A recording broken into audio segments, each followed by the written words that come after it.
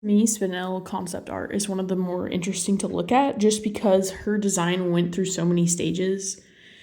You know, you sort of start out with this little cartoony heart head character, and then she starts to get more bulby, and then she moves more to like a magical girl look. I also think it's interesting that her flip design with the little heart guy, that her head heart is all cracked instead of it being like her gem turned upside down. And then we continue to see the progression of her design. She even has more of like an amethyst face style here. This is just some funsy art that the crew did in the art book, but it's her in like the Sonic art style. And then we get here to where instead of it being a heart-shaped head, it's heart-shaped braids, which I personally really like.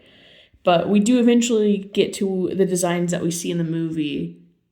Both of her heart flipped and her normal, but it is very interesting that she didn't start out with having a flipped gem to achieve this look. So you can see in the concept art of these where she's like soft and more rounded here, and then her more harsh edges, her gem is not flipped.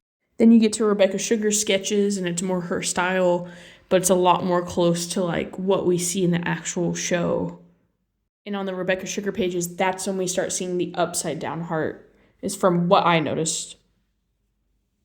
And there's some pages where she's still really toony and has the heart head, and I think it's also interesting in those we see the different variations of Steven's shirt. It's not exactly what we got in the movie, but it's fun. We even see them with like the height scale and him with like a really tiny toony Spinel.